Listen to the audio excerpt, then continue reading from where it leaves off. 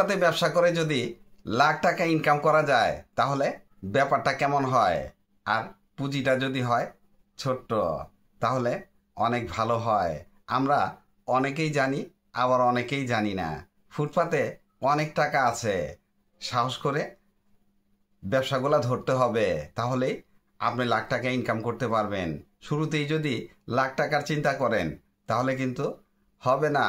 5টি ব্যবসার আইডিয়া দিব।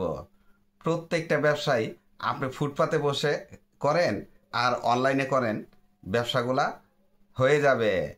লাগবে সামান্য কিছু পুঁজি, সাহস। সাহস ছাড়া কিন্তু আপনি ফুটপাতে ব্যবসা করতে পারবেন না।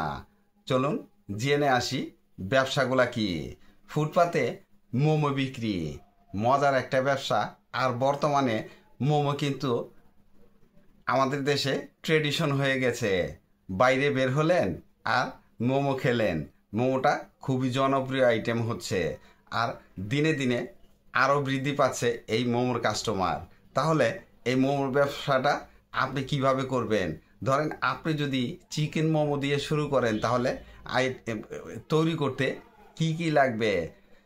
যেমন ময়দা, তারপরে হচ্ছে চিকেন, আদা রসুন, আরও কিছু মশলা দিয়ে আপনি মোমো তৈরি করবেন। আমাদের দেশে কিন্তু ঘরে বসেই মহিলারা মোমো তৈরি করে থাকে। তাহলে এই মোমো তৈরির ব্যবসাটা আপনি ঘর থেকেই শুরু করতে পারেন। ঘরে তৈরি করবেন। এরপরে লাগবে কি, একটা স্টিমার লাগবে, কিছু খাবার সার্ভ করার জন্য কিছু প্লেট লাগবে, আর অন্যান্য সামান্য কিছু কিনতে আপনাকে মাত্র 10,000 টাকা ব্যয় করতে হবে। তাহলেই আপনি এই ব্যবসাটা শুরু করতে পারেন। মজার ব্যবসা।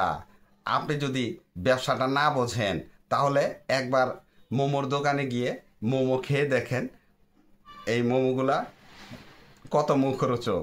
তাহলে আপনি বাসায়ও তৈরি করতে পারেন, আবার এগুলা ওই রাস্তায় বসেও তৈরি করতে পারেন। তবে বেশিরভাগ ক্ষেত্রে দেখা যায় যে বাসায় তৈরি করে নিয়ে স্টিমারে রেখে বা ওই রাস্তায় স্টিম করে খাবারগুলা সার্ভ করে থাকে কাস্টমারের কাছে। আর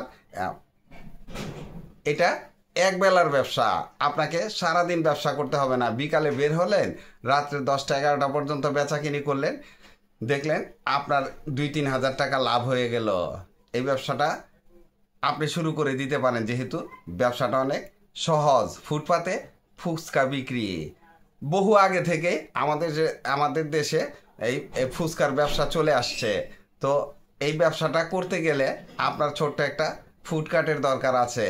যেখানে লোক সমাগম বেশি আছে ওই জায়গায় যদি আপনি এই ফুডকার্টটা লাগাতে পারেন তাহলে দেখবেন আপনার আর পিছন ফিরে তাকানো লাগবে না। তবে যাতা তৈরি করলে কিন্তু কাস্টমার খাবে না। আপনার দরকার রিপিট কাস্টমার। আজকে খেয়ে গেল, কালকে আরও 2 জন নিয়ে আসলো, আপনাকে খুঁজবে।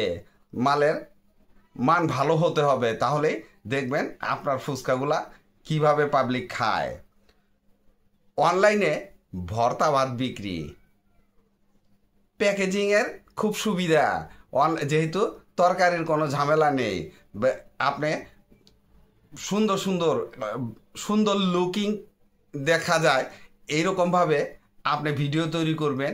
এরপরে অনলাইনে অ্যাড দিবেন, ফেসবুক, ইউটিউব, ইনস্টাগ্রাম, এইসব জায়গায় অ্যাড দিয়ে আপনি নিজস্ব প্ল্যাটফর্ম একটা তৈরি করে এই ব্যবসাটা করতে পারেন। মজার একটা ব্যবসা, লাভ কিন্তু অনেক বেশি। তবে এই ভর্তা ভাত বিক্রি করতে হলে আপনাকে প্যাকেজ তৈরি করতে হবে। যেমন 5টা ভর্তার সাথে ভাত দিলেন 70 টাকা, 80 টাকা, 100 টাকা, আপনার যত টাকা পড়তা হয় ওই হিসেব করে আপনি এই মালের অ্যাড দিবেন। তাহলে দেখবেন যে আপনার মালগুলা, আপনার এই খাবারগুলা কিভাবে চলে। আর ভর্তা ভাতটা কিন্তু এখন অনলাইনে অর্ডার দিয়ে বা বাইরে যে ভর্তা ভাতের দোকান যেখানে আছে সেখানে যে খাওয়াটা কিন্তু আমাদের বাঙালির ট্রেডিশন হয়ে গেছে। আর সবচাইতে সহজ ব্যবসা, একদম সামান্য পুঁজি 1000-5 টাকা হলেই আপনি অনলাইনে এই ভর্তা ভাত বিক্রির ব্যবসা শুরু করে দিতে পারেন। হোমমেড পিঠা অনলাইনে বিক্রি মজার একটা ব্যবসা। পুঁজি কত টাকা ইনভেস্ট করবেন? 2-3 হাজার টাকা ইনভেস্ট করেন, শুরুতে আরও একটু বেশি ইনভেস্ট করেন। 1000-5 টাকা ইনভেস্ট করলে 5-10টা আইটেম নিয়ে আপনি এই ব্যবসা শুরু করে দিতে পারেন। আপনি পিঠা তৈরির উপকরণগুলা আপনার হাতের কাছেই পেয়ে যাবেন পাশের মুদি দোকান থেকে বা আপনার আশেপাশের মার্কেট থেকে গুড় কিনে নিয়ে আসবেন, চিনি কিনে নিয়ে আসবেন, ময়দা কিনে নিয়ে আসবেন, নারকেল নিয়ে আসবেন, তারপরে এই পিঠাগুলো তৈরি করবেন। আমাদের দেশে কিন্তু প্রত্যেকের বাড়িতেই এই পিঠা পায়েস তৈরি করা হয়, তাই পিঠার ব্যবসাটা করা আপনার জন্য খুব কঠিন হবে না। আর এই পিঠার ব্যবসা করতে হলে আপনার এক্সট্রা কোনো প্রশিক্ষণের দরকার হবে না, নিশ্চিন্তে এই ব্যবসাটা করতে পারেন। বাসায় বানিয়ে খেলেন, ওই মালটা যদি আপনি অনলাইনে বিক্রি করতে পারেন, কাস্টমার যদি খায়, মান যদি ভালো হয়, তাহলে রিপিট কাস্টমার আপনার আসবেই। আর চেষ্টা করবেন রিপিট কাস্টমারের জন্য, এই রিপিট কাস্টমারই কিন্তু মার্কেট জমায়। তাহলে রিপিট কাস্টমার ধরতে হলে আপনার পিঠার মান ভালো হতে হবে। মজার ব্যবসাটি আপনি ইচ্ছা করলে আগামীকালকে থেকেই শুরু করে দিতে পারেন। সস তৈরির ব্যবসা, অথেন্টিক সস কিভাবে তৈরি করবেন?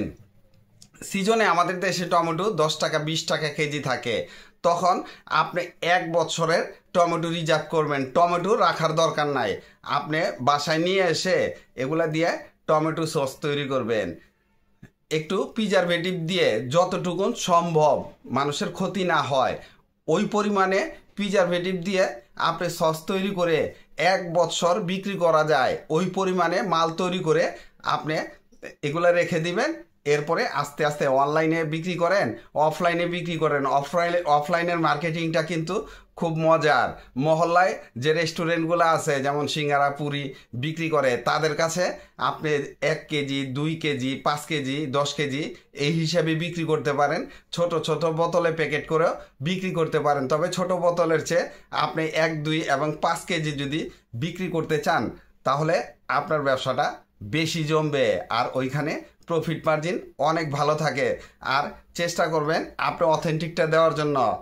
ক্ষতিকারক কোনো কেমিক্যাল ইউজ না করে যদি আপনি এই মালগুলা বিক্রি করতে পারেন, তাহলে আপনার জন্য অনেক ভালো হবে। তাছাড়া এই তেঁতুলের সস, তেঁতুলের সিজনে তেঁতুল কিনবেন অনেক কম দামে, এই সসগুলা আপনি বাজারজাত করতে পারবেন। তেঁতুলের সস একটু কম চলে, যেহেতু একটু দামি, ওগুলা চেইন শপ সুপার শপে আপনি বিক্রি করতে পারেন, বড় বড় রেস্টুরেন্টে বিক্রি করতে পারেন।